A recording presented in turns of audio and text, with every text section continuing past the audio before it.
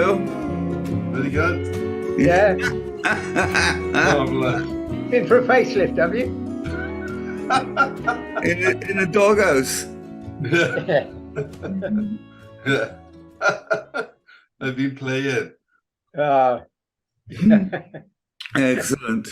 What's Mike up to? He's putting on his makeup here. Yeah, there. Hey, Michael. Watching football. Any good? 0-0 Spain, Germany. They've been okay. Yeah. Not a bad game. Hi, Biscuit, you had a shave. Yeah. Yeah. Yeah. You look different.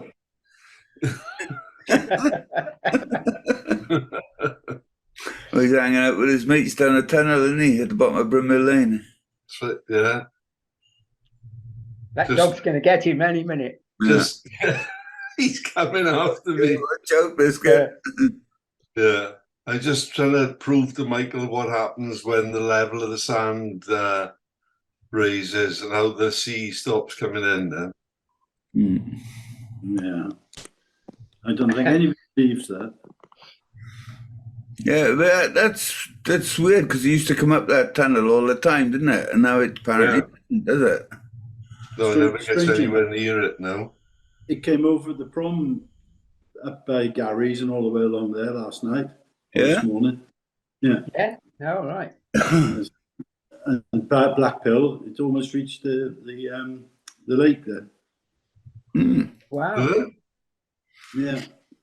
So I don't know if it was particularly high tides last night or whether it was just the wind was blowing in the right direction. Yeah, I think the wind is in the right direction. A little bit of swell and high tide and that.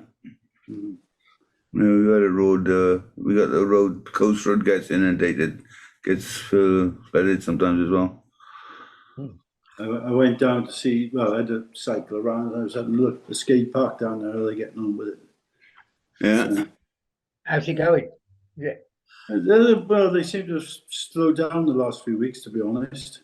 Maybe it's the weather. I was going to say, yeah, it could be. The best for laying. Not the best for laying concrete, is it? Yeah, not in it's pouring rain. It's not a well thought out idea, I think, start at this time of year, because if it's not the wet weather, it'll be the cold, won't it? Yeah. And it takes a long time to set. Yeah. But they're getting on with it. I mean, fair dues. It's a bit more raised than I thought it was going to be, but and the lake next to it is forming quite nicely today. Yeah. So you can have a little... so you can go for a swim after a skate. Yeah. Yeah. But I don't know. It's as I think I've always said it. Look, it looks a bit small to me, to be honest, for a sort of major attraction, if you know what I mean. Yeah. This is what I said to you about a year ago, and that. Yeah, but it's going to be much better than what it was before. But I don't know how I can't see how people are going to, this mixed use. I find very difficult to comprehend when people are on scooters, people are on bikes, people are on skateboards, and all different ages. It just doesn't seem to be a good mix. But I suppose it's been done in other places, isn't it? Yeah. We'll see. I mean, it's trying to get people off the. I don't know if Biscuit's seen this. Somebody sent me a few videos of cars riding along the beach, all the way up to, I'd say, up to almost to Mumbles. Cars and bikes riding along the beach, so, and along the promenade there. Bikes I can understand. Sorry? On the promenade or on the beach? Bikes on the promenade, cars and bikes on the beach. Well, it wouldn't do your car much good, would it? No, the thing is, it's probably not their cars. Probably. Yeah, that's right. Yeah. No, then they set fire to them on the hill, and that's it. I suppose. I was going to say they go home first, but then set fire outside their front doors, probably. But yeah. Good night. Good day. There's probably one guy, and there's probably 28 cars outside his front door. So Yeah. He couldn't understand how he got caught. Yeah. He probably didn't get caught. No. Not the best. There wasn't anyone available. Where's Percy? Not Percy. Porky. Yeah. I don't know if he's coming in. Didn't he get on his way back from Portugal or something like that? I think, yeah. I was trying to think the other day. I don't think I knew him. Well, I was thinking that because you and Biscuit, I don't think know him, do you? No, I don't know him. No. No, Okay. no, he wouldn't do, would they? Because No. No, I thought because he was in Mumbles, he was around Mumbles in the earlier days when we were actually at the beach as well, because I knew him, you know. Yeah. I didn't know him in Swansea, but I knew him afterwards in Cornwall, then knew him back in Swansea. How old is he?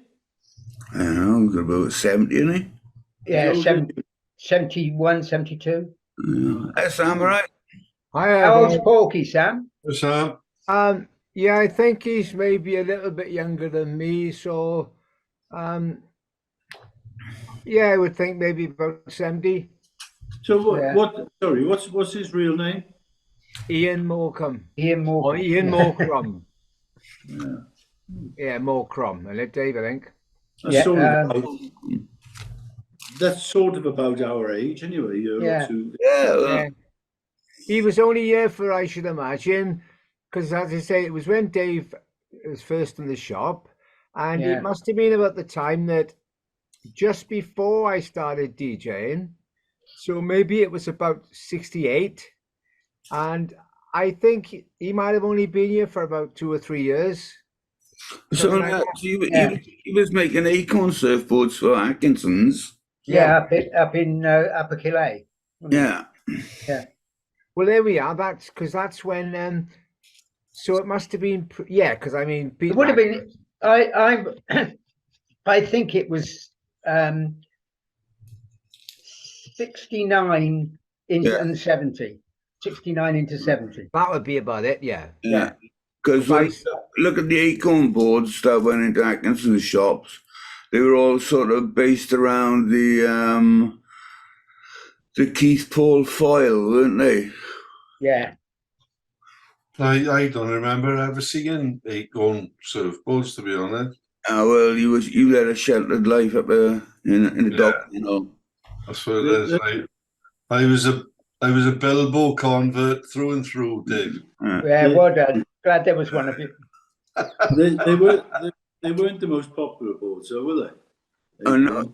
No, the fringe thing. I don't think they got mainstreamy. They were just made because Atkinson wanted to get into the surf, you know. So he got.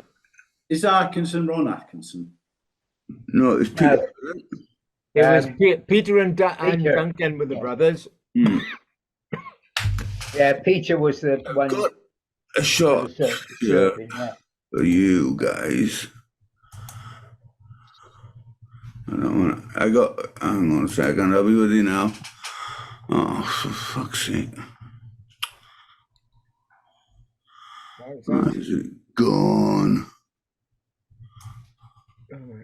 Come on, Carl. We're talking about I got it here somewhere. So we know you're still there. I'm here, you know. Don't worry about me, I'm just, here it is, okay. There you are. Thought it was you, Biscuit. Is that one of the slip arches? Yeah, Bryn Mill. Bryn Mill Arch. Yeah. Bryn Mill. Yeah. It's the original Atkinson shop, which took me a month to find out. It was just across the road from where Kilroy's was. Yeah. Yeah. But then he went down to Picton Arcade. That's right, yeah. Picton Arcade, yeah. Yeah, well, that was the original. It always reminded me of Bill Edwards as well, because he had a similar sort of shop, didn't he? Yeah. Where was that shop gone? That was on Oxford Street, I think. Oxford Street, was it at Oxford Street? Yeah. I remember. Bottom of the arcade, opposite the bottom of the arcade, I think. Yeah, round about where Dorian. Heel Bar. Yeah. Yeah, it is now, or was. Yeah. But so what? I remember the shop in Oxford Street, and I think I remember it being in the arcade. So was he? Sorry, was Oxford Street first? Wasn't the one in Oxford Street just up from the Carlton? I'm sure it was. No, just up from Eli Jenkins. Yeah, that's right about there. Between Eli Jenkins and the arcade. All right, I thought it was the other way. No, it was down in between. Well, at those days, it was the Criterion, wasn't it? Yeah. What, the Eli Jenkins? Yeah. I got a great shot of Biscuit's first car, first transport for surfing. Hi guys. Hi, Rob. Yeah. All right. All right. My first car. Yeah, here it is. There we are, Bisc.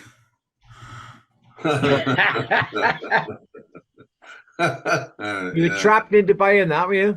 Oh, Oh no. How much you pay for it, the pony? from the horse's mouth. Yeah. Sam. Yeah. Yeah, so, that's a good one. My first car was a van. Was it? What was it? Yeah. Morristown van. Oh, bloody hell, good one. Off Piper's the newsagent. Remember Piper's the newsagent in Singleton Street?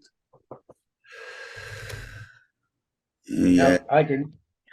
My first car, briefly, was a 1939 Armstrong Siddeley. Flipping out.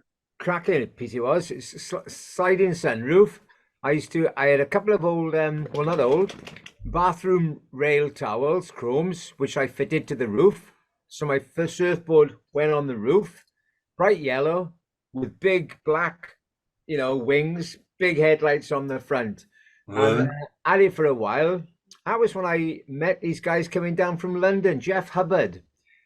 He turned up at Langland, total strangers, asking, where the waves were. In the end, same as Porky, I sort of took him in and he stayed with me for a while. He came down with some friends. And the car lasted, well, I had it running, it was great. And there's some old black and white pictures somewhere of it parked around the back of the tennis courts. But then I started taking it apart to do some stuff and I got stuck and I wasn't a mechanic. So it went. So then my first proper vehicle was Dave's Billboard Surf Shop van. Remember, it was the prefect, the pale blue one, right, Dave? Yeah. Yeah, so What did you say the car was, Sam? Sunbeam Rapier? Armstrong Siddeley, 1930. Where did I get Sunbeam Rapier from? Armstrong Siddeley, 1939. Oh, it was a beautiful car. Right. Somebody, it only had a couple of owners, and somebody along the line. Be worth a few quid now, Sam. Yeah. I wish All cars we had were worth a fortune now if we still had them. Yeah. Yeah. Oh, yeah. You remember Moman's Morris Oxford estate? Memory well, Con. One particular night in question, going past your house, me and you, a couple of girls in the back. We'd had far too much to drink. And I thought it'd be a good idea to try and steer it. And you thought it wasn't a good idea to steer it. So we both tried to steer it down the road, flat out. Not a good idea, but we didn't. We managed to miss everything down the road. So all ended well. Yeah, it was. we You were did live it dangerously, didn't you? And besides, it was my dad's car. I had to give it back to him. Yeah. But yeah, that's a hell of a flipping car, that is. Sam, I'm looking at the picture of one by you now. And it was bright yellow. Somebody must have done a job on it. I traced the history of it, and it was in the war. It was owned by, a wartime thing, and the woman was, like a doctor's Ministry of Defence, whatever. And it was mint green when it was new. So my idea was to put it back to its original colours. And take it back up to North Wales where it started life, but I never got the chance. What was it called, Sam? A Hawker Siddeley? Armstrong Siddeley. Oh, right. I got new parts for it from Rolls Royce, big end bearings. I'd already changed the crown wheel and pinion. It looks like the Adams family car. Yeah, because a friend of mine used to work in what were they called now? Motor place down by the Dylan Thomas Centre. Oh, car, Oscar I can't. Chess. Oscar Oscar Chess. Chess. Yeah, and Digger, Robert Thomas. He worked in there, and so I managed to take the Crown William pinion out from between the back axles.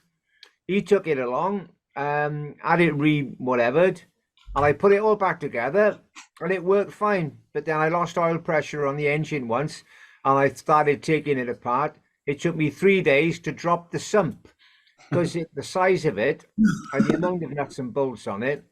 And of course, I didn't have a garage. I was doing it out in the backfield, Yeah. and it kind of just lay there. So I ended up just giving it to a mechanic friend who by then was actually working on my van, I think, up in Calais. And I never saw it again, So FNE, was it FNE 601 or something? I called it George. Of course. That must have been about 68. Because I remember when I started DJing the end of 69, and I used Dave's van for my first couple of gigs, Yeah. But, It's funny. I the way things were. I can remember my van cost me 50 quid to buy, and it was a flipping.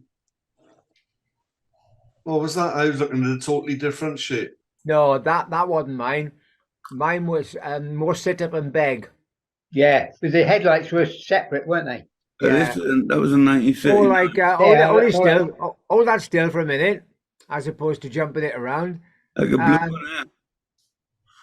No, go back down or back up rather. I forget the model of it was called now, but it was more like the black one. The black one, rather more like that red one.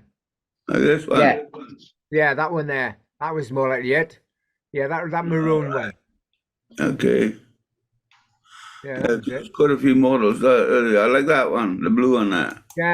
Yeah, same as that. Yeah, but that red one was more or less the shape. Yeah, that was the blue would have been about it. Yeah. There we go. I couldn't remember what the model was, but yeah, the fold over bonnet. But the great thing about it was when I started working on it, it had aluminium body on a wooden frame. It was beautiful, and I was restoring. It had leather upholstery, sort of, and the gears were great. It was called a pre-select. Pre-select, yeah. You started off in first and you drive away, and before you even changed gear, you flicked it into second, but it wouldn't engage second until you put on the clutch. Yeah. So you could do really quick up through the box, Yeah. So as soon as you're in second, flick it to select third, and then you just put on the clutch, and it was great. My one thing I always remember coming around that corner, if you were coming down from St. Peter's Church towards Langland Corner, just as you go across the top of where Southwood Lane cuts across, and there's that right-hander, which kind of falls away from you. And of course, the springs in the front near side had gone a bit. So as I went around that bend, it used to sort of really dip down on that side, Great to drive them. Yeah. Imagine, Yeah, my old man only had one leg, right? And he had a Daimler with a pre-select gearbox. Brilliant. Right. Yeah. So like a pre-run of the automatic, wasn't it? Really? Yeah. It's semi-automatic. Yeah. Where did his leg go, Dave? Sorry? Where was his leg? Where was it? He had it off in a car accident. All right. In a lorry accident. Yeah.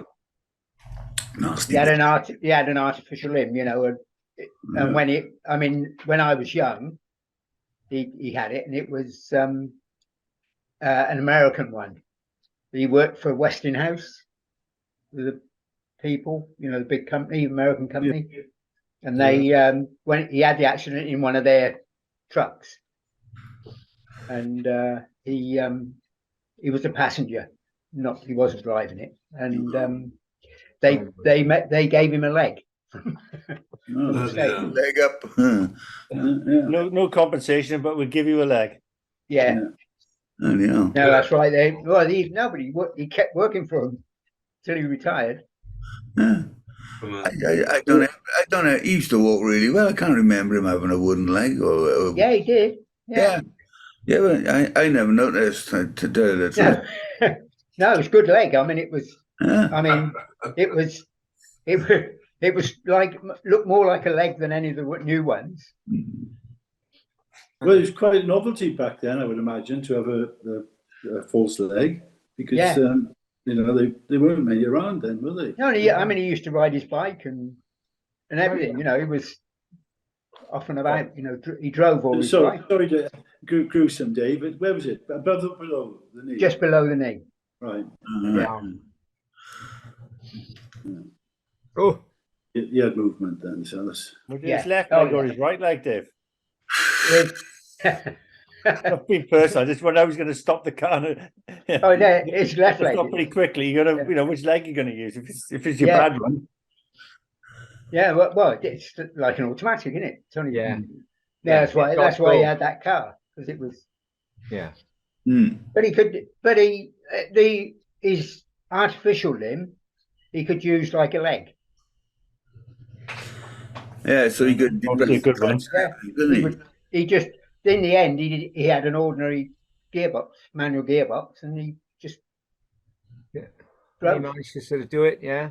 Yeah, Your body would get used to it, wouldn't it? yeah, It's one of those strange things. I think I mentioned before. A friend of mine lost both his arms just above the elbow, and he was always telling me about things that he couldn't do, sort of thing. And you just think with the foot, you use your foot, your Yeah. ankle joint, you use quite a lot, don't you, for doing Yeah. things? And without that, it's even No, driving. but his limb had a joint in the ankle as well. All right, right. Yeah, All right. well, that's what Con didn't even know he had a. No, leg I there. never One noticed. would. Right. And if he pulled his trousers up, the leg he had was quite realistic. Right, yeah. You know, Yeah. it wasn't like a stem with a thing and a ball joint on the end. Or anything. I'm sure Con didn't look up his trouser leg, Dave. I don't Not know. very often. Not very often. Maybe once or twice when I was on the floor, my back on the floor. Yeah, that's right. Yeah, On the floor, come. Okay. Yeah, because in those days, I suppose it was more, they'd make it more or less the whole thing, you know, so that the leg looked like a leg. Whereas, you know, as technology moved on, it was just right functionality, you know, Yeah. get Yeah. the bottom bit and the swoops, and because they'd moved on from the acceptance factor of then. It wanted to make it look as realistic as possible, didn't they?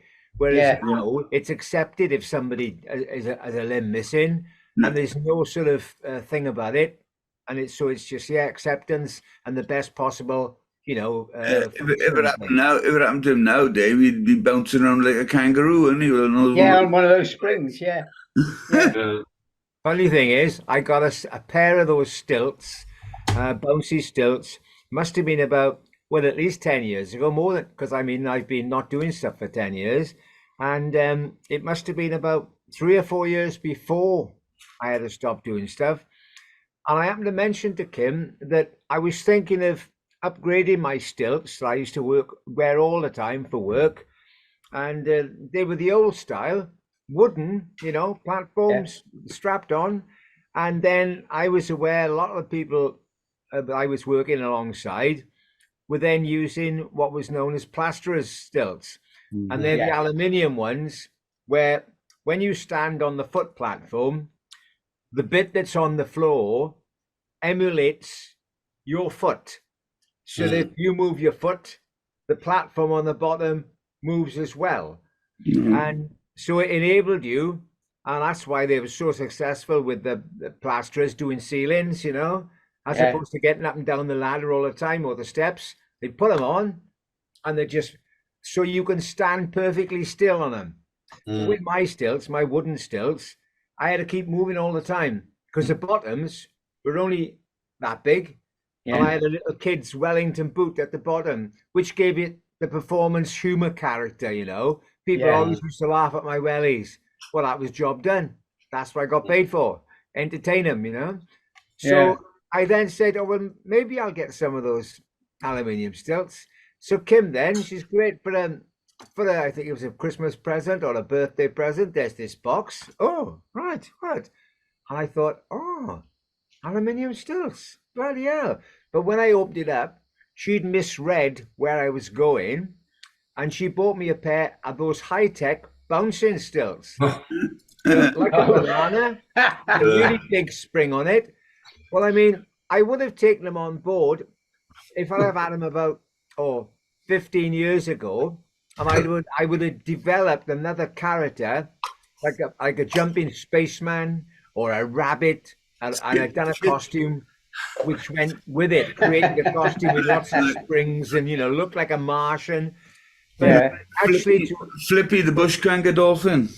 Yeah, but I mean, I would have been about maybe well into my 60s by then. I was no problem just wearing my ordinary stilts and carrying on. So I never actually took them out of the box.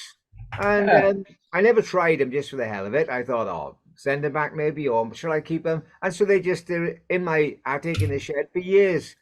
And then when I went to sort of take them out, the stilts were in perfect nick. The box itself had collapsed, had disintegrated, and the plastic cum rubber straps that secured your foot had actually rotted. You know, so the aluminium and the springs and everything there are in perfect nick. And I've been meaning for ages to devise some new straps to then move them on. I mean, they were more about 200 quid, you know, so 10, 15 years ago. Of course, bit of a craze. There's still people using them now. There used to be a team from down, I think they were Newport Way, and a bunch of guys, maybe about 10 of them.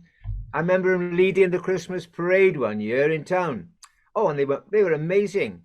Like 10 of them, they'd be doing huge jumps, total 360 flips. You know, the visual side of it was fantastic, you know. Don't even think about it, Sam. Yeah. What? Don't even think about it. No. In fact, Sam, when I was another thing that Kim bought me, just sort of, I used to ride my giraffe unicycle, the 6 foot tall, you know, one wheel bike. So I used to ride my short one for my slapstick show, and then I'd ride the tall one when I was doing parades or, you know, fetes and carnivals. And I remember I had a house in Morrison I was in the process of doing up, and I stored a lot of my stuff there. Of course, I wasn't there all the time. Lo and behold, somebody broke in. What did they steal? 2 bags of modeling balloons and my unicycle. I thought, how's somebody walking down the road with a 6 foot shiny chrome sort of bike? Never found it. Just disappeared into thin air.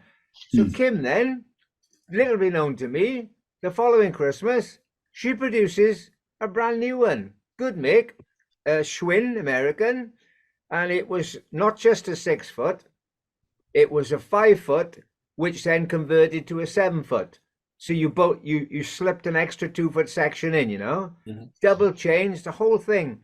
And I hadn't used it for a while. And I remember I started off again with it, but I'd sort of just come out of my performance a bit. So I still got that now in the attic, just kind of unridden more or less, you know. Tell me, did she wrap it? Yeah. Because it collapsed down into a box because it was from transit. Because guys I knew used to actually go, you know, abroad with the bike, collapsed down into a box about 2 foot square. So the main thing is the wheel, and then the other section were this long chrome tubes which fitted together, and the chains came off. It was a double set of chains, so you had maximum stability, you know. Can I go back, Sam? Did you ever fall off your wooden stilts? Did I what? ever fall off your wooden stilts? Yeah, and Yeah. that was one of the first things you learn to do. How do you get up?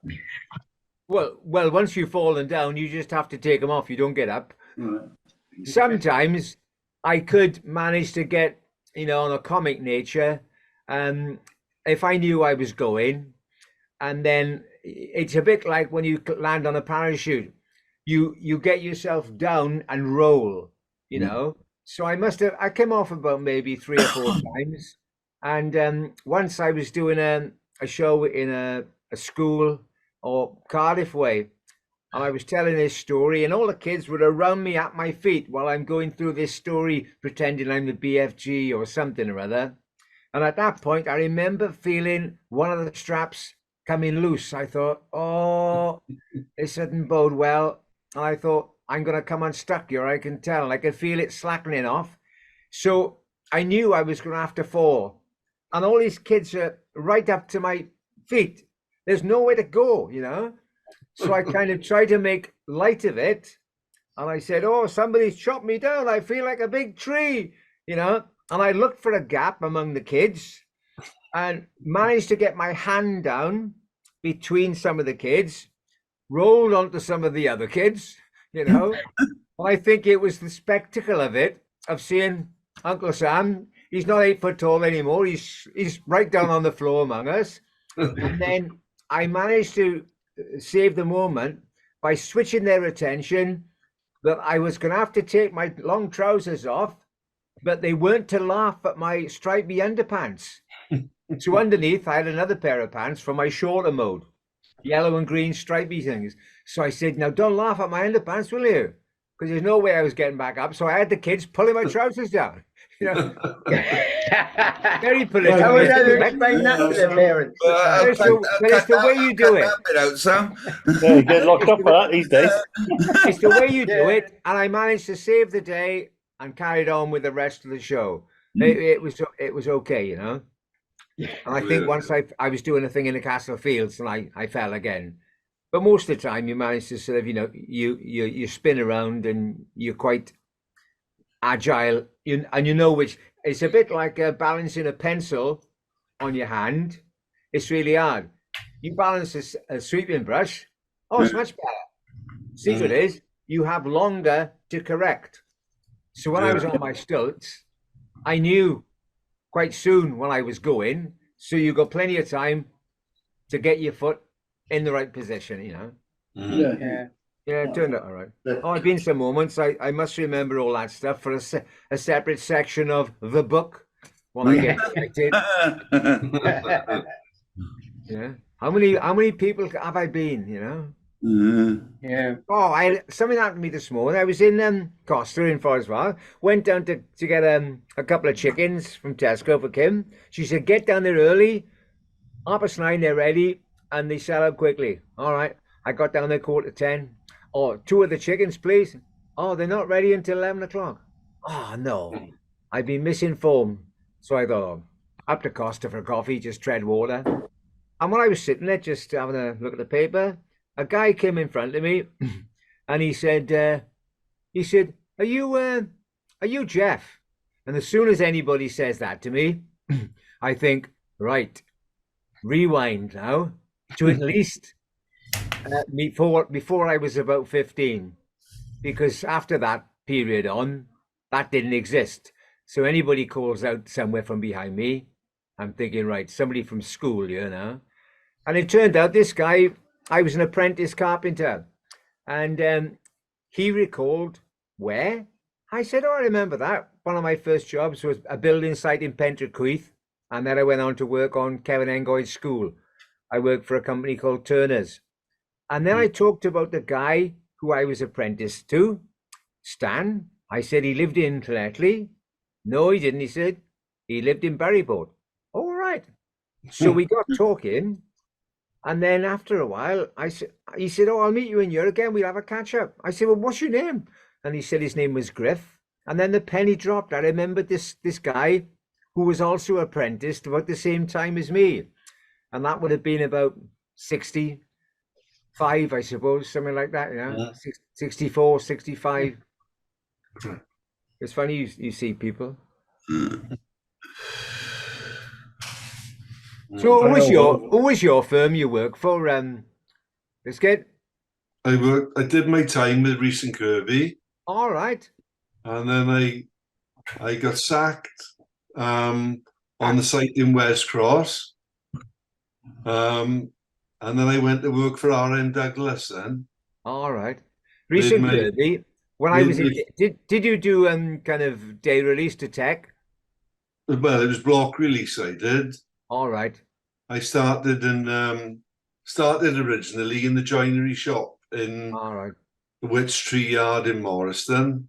Mm-hmm. Originally going to be a wood machinist, but on the Monday that I started, the foreman called me in the office, bloke by the name of Joe Roberts, and he said, "We got a bit of a problem," he said. And I said, "What's that?" And he said, "Well, the wood machinist, bloke named by Neville, he said his mate is his stepson.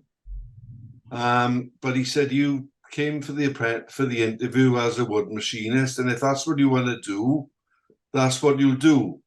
But he said it'll mean that we'll have to lay off Neville's stepson." So I said, "Oh, that's a bit awkward." So I said, "What's the alternative?" And he said, "Well, that you do an apprenticeship as a joiner." So I said, "Oh, there we are." I said, "I'll be a joiner then." Yeah.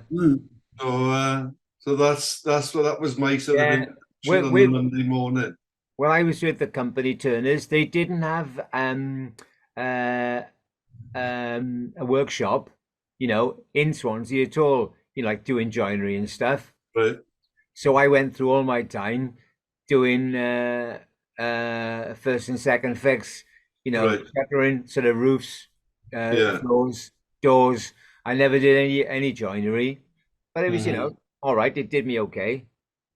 Yeah. Some of the guys I was in tech with were the recent Kirby boys, Right. Well, Barry Stuckey and Ken Dowling were Yeah. They were both chippies. in- Yeah. in tech with me doing that stuff. Right. Yeah. So did you know Chris Bateman? Chris Bateman. He was Don't ring from a Bryn bell. Mawr. He was a chippy as well. In Chris fact, I Bateman. think he worked as a chippy, but he actually did his apprenticeship down the docks as what did they call him? A shipwright, wasn't it? All right, yeah. Yeah, it's a So, different kettle of fish. but I mean that work dried up then, and then he just ended up as a chippy then. But yeah, but I remember I always I never forget we were in the process of buying a house back in '75, and I had the letter that came to our house that we